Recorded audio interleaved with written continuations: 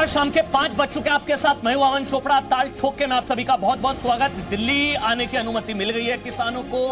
बुराड़ी में जो है एक जगह पर किसानों को आने की अनुमति दे दी गई है, लेकिन आज दिन भर जो हुआ उसने सबको हैरान कर दिया। कई जगह हिंसा हुई, कई जगह उपद्रव हुआ। ये देखिए, आप तस्वीरें लगातार हम आपको टीवी स्क्रीन पर दिखा रहे हैं। और यहीं पर कुछ ऐसे, ये देखिए, वाटर कैनन का इस्तेमाल किया गया, वाटर कैनन का इस्तेमाल किया गया। लेकिन आखिरकार सिंगू बॉर्डर पर जो कुछ हुआ, ये देखिए आप, किसान जो है आगे बढ़ते गए। लेकिन ये वो चिट्ठी जो बता रही है कि 3 दिसंबर को तो बातचीत होनी है, तो फिर ये आंदोलन क्यों? इसी पर थोड़ी देर पहले मैंने बात की है एनडीए सरकार से इस्तीफा देने वाली हरसिमरत कौर, जो कि पूर्व केंद्रीय खाद्य प्रसंस्करण मंत्री है, वो इस आपको सुनाते हैं। और केंद्रीय कृषि कानूनों के विरोध में एनडीए सरकार से इस्तीफा देने वाली पहली मंत्री, पूर्व केंद्रीय खाद्य प्रसंस्करण मंत्री इस वक्त हमारे साथ हैं। हमारे साथ डॉक्टर हरसिमरत कौर इस वक्त हमारे साथ जुड़ चुकी हैं। बहुत बहुत शुक्रिया डॉक्टर हरसिमरत कौर, समय निकालने के लिए, जी न्यूज़ के लिए, ताल ठोके के लिए। मैम, सवाल कुछ नहीं, बस यही जानना उत्सुकता थी कि मेरे हाथ में चिट्ठी थी ये भारत सरकार की, जिसमें बताया गया कि बातचीत चल रही है और 3 दिसंबर को, अगर मैं गलत नहीं हूं, 3 दिसंबर को दोबारा बातचीत होनी है। तो बस सवाल यह कि जब बातचीत चल रही थी तो बात बेकाबू कैसे हुई? हरसिमरत कौर जी। देखिए अमन जी, 3 महीने से, जब से ये ऑर्डिनेंस केंद्र की सरकार ने लागू किए थे जून के महीने में, जब से लगातार एक मंत्री होने के नाते कैबिनेट के बीच में, कैबिनेट के अंदर और बाहर हर एक मंत्री से हम ये बात यही बोलते रहे कि किसानों के मन में बहुत बड़े शंके हैं। आप ऐसा कोई कानून नहीं लेके आइए जब तक स्टेक होल्डर से आप बात ना कर लीजिए। उसके बावजूद ऑर्डिनेंस लाया गया। ऑर्डिनेंस लाने और पार्लियामेंट के बीच में जो 2 महीने थे, लगातार किसान का संघर्ष चल रहा था और लगातार श्रोमणी अकाली दल की हर लेवल पे यही बात हो रही थी कि कृपा करके आप ये किसान आंदोलन को एक पूरा देश भर का आंदोलन ना बनाई। जब तक इनकी शंकाएं दूर नहीं होती, जैसा काम चल रहा आप चलने दीजिए, आप ये पहले उनकी शंकाएं दूर करिए। इन सब चीजों के बावजूद में जब पार्लियामेंट के पहले दिन में ये इसको लगा दिया गया, तब भी श्रोमणी अकाली दल ने हर तरह से अपील करी, आप सेलेक्ट कमेटी पे भेज दीजिए, जोर जबर मत करिए। इसके बावजूद राज्यसभा में आपने देखा कैसे जोर जबर से ये कानून बनाया गया।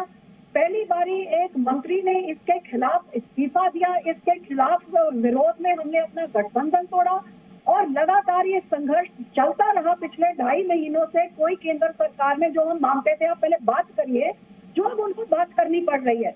और उसके बाद इनको दिल्ली बुला के 2 बारी 7-7 घंटे की मैराथन मीटिंग करने के बावजूद भी आप कहते हैं अभी आपको समझ नहीं आई है, तो ये क्लियर है कि आपकी मंशा ही साफ नहीं है, क्योंकि समझने में कोई मोटी चौड़ी बात है नहीं।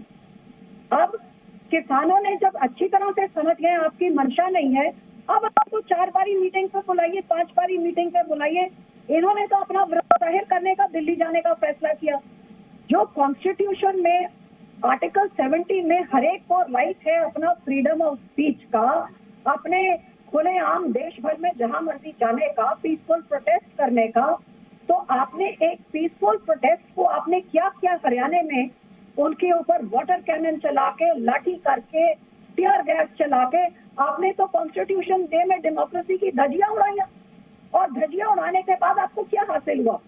ये किसान जिसको हर तरह से पहले कांग्रेस बदनाम करती थी कि आतंकवादी है, राहुल गांधी आके इनको नशेड़ी कह देता था, बॉलीवुड में उड़ता पंजाब नशेड़ी करके आज उठते पंजाब ने देश भर का किसान का मुद्दा उठा लिया है और आपके लाख रोकने के बावजूद दिल्ली पहुंच चुका है। और दिल्ली पहुंच के अब ये काले कानून वापस करा के ही हटेगा। मैं आज भी केंद्र सरकार को अपील करती हूँ कि 3 महीने पहले जब मैं आपको बोलती थी कि देश कोरोना से जूझ रहा है, बॉर्डर में आपको चीन आंखें दिखा रहा है, आप कृपया करके किसान का आंदोलन देश में मत आप शुरू कर दीजिए। तो मुझे बोला जाता था ये तो बिचौलियों के खेल खेल रहे हैं। अब आपको समझ आ जानी चाहिए, आज आप उनको और नए नए तरीके के नाम बोल रहे हैं। हरसिमरत जी, हरसिमरत जी, आपने राहुल गांधी का जिक्र किया, वो इसको काला कानून कह रहे हैं, वो तमाम चीजें हैं, पॉलिटिक्स अपनी जगह। लेकिन आपको ये तो आप मानेंगी कि कुछ लोग हैं, कुछ ताकतें हैं जो किसान आंदोलन की आड़ में अराजकता फैला रहे हैं। किसान नहीं, किसान आंदोलन की आड़ में जिस तरह की आज हिंसा हुई, हरसिमरत कौर जी, पत्थरबाजी हुई, कई जगह तलवारें भी नजर आई, ये जो चीजें हुई, कुछ बयान हमारे कैमरे में भी कैद हुए, हैरान कर देने वाले थे हरसिमरत जी। अगर मैं आपको सुनाऊंगा आप भी हैरान होंगी। मैं अपनी पीसीआर टीम से कहूंगा अगर वो बयान हम निकाल सकें। क्या हरसिमरत कौर जी आपको लगता है कि कांग्रेस पार्टी या कुछ लोगों ने हाईजैक किया और कुछ अराजक तत्व हैं जो इसका इस्तेमाल कर रहे हैं? आपको लगता है ऐसा है?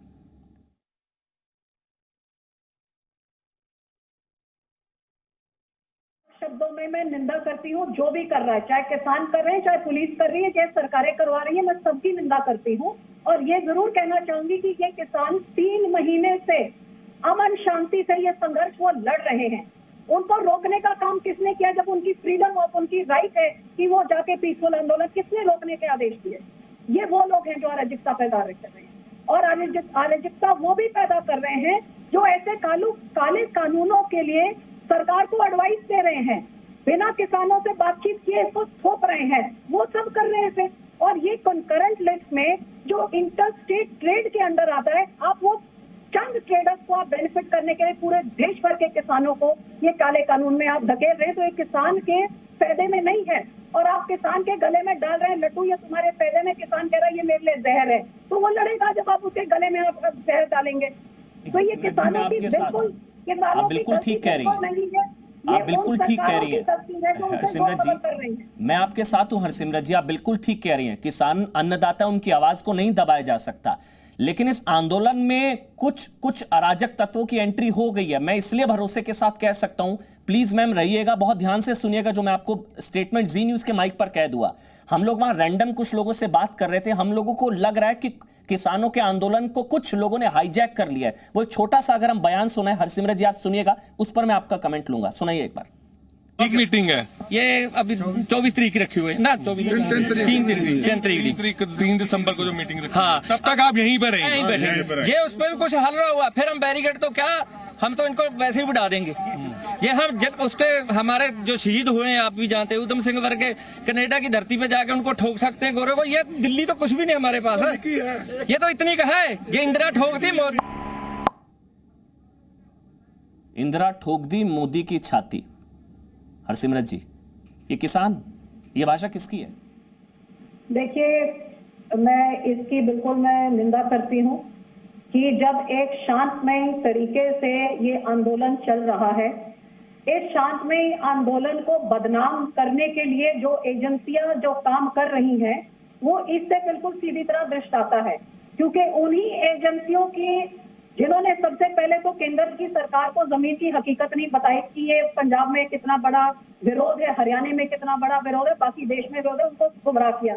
उसके बाद जिन्होंने भी एडवाइस किया कि ये शांतिमय तरीके से 3 महीने के बैठे हुए हैं, अब दिल्ली की तरफ जा रहे हैं, इनका डेमोक्रेटिक राइट बनता है, किसने बोला कि आप इनको रोक रोक के करिए?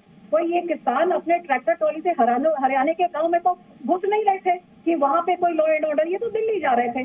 किसने बोला कि इनको 9 जगह में आप रोक के आप वाटर कैनन करिए, लाठी चार्ज करिए और इनके ऊपर तशद्दुद करिए? मेरे अपने कॉन्स्टिट्यूंसी का एक धन्ना सिंह 40 साल की उम्र का किसान जो शहीद हो गया है, तो कौन जिम्मेवार है? वाटर कैनन का इस्तेमाल, ऊपर आप ऐसे तशद्दुद करेंगे तो देखिए ऐसे की कोई ना कोई जो ऐसे एलिमेंट्स हैं वो कुछ ना कुछ बोलेंगे। लेकिन जो आपने इनको शांतिपूर्वक जाने दिया होता, ये आपने 3 महीने पहले इनके साथ जो आज बातचीत कर रहे हैं, वो 3 महीने पहले जब मैं आपसे हाथ बांध के निवेदन कर